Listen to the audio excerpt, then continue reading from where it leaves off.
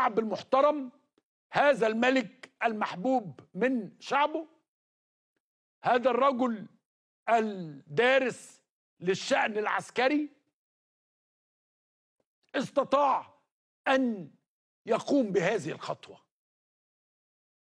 فالمفروض ان انت كعالم عربي، ان انت كحد متعاطف مع ما يحدث، ان انت تقول شيء عظيم، ربنا يبارك لهم، الحمد لله، يا ريت يكتر، او المصريين دخلوا حاجات كتير، والاردنيين دلوقتي يعني ابتدوا برضو يدخلوا حاجات. فتلقى الموضوع انقسم الى قسمين. القسم الاول لازم في مصر في جمله مفيده.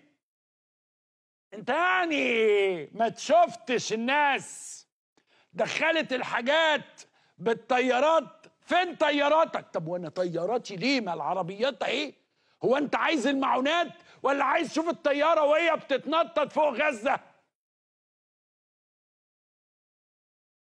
ما انا بدخل سيادتك، احنا بندخل المعونات بوسيله نقل، في وسيله نقل. ده الجزء الاولاني عشان اوريكم احنا كيعني اخوه عرب بنفكر ازاي. الجزء الثاني قال لك وانا عايزين نفهم بقى بالصلاه على النبي، هي الطياره دي قامت ازاي وراحت؟ طب يا راجل سيبك من قامت ازاي وراحت ازاي، ده فيها مخاطره كبيره طبعا. بص للنتيجه، بص للمعنى، بص للناس اللي وصل لها الدواء والميه والاكل. انما طبعا يعني هم عدوا كده، الطياره دي طلعت ازاي؟ مفيش فايده.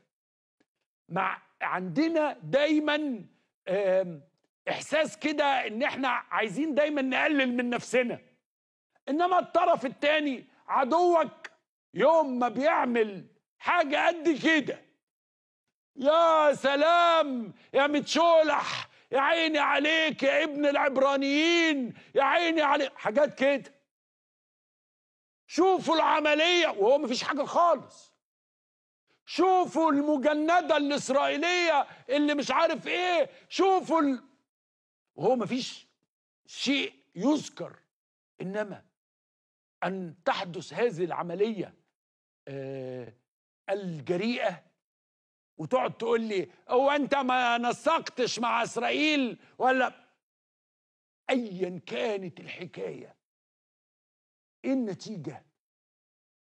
النتيجة أن هذا الرجل كان مشغولا ومهموما بكيفية إيصال هذه المساعدات.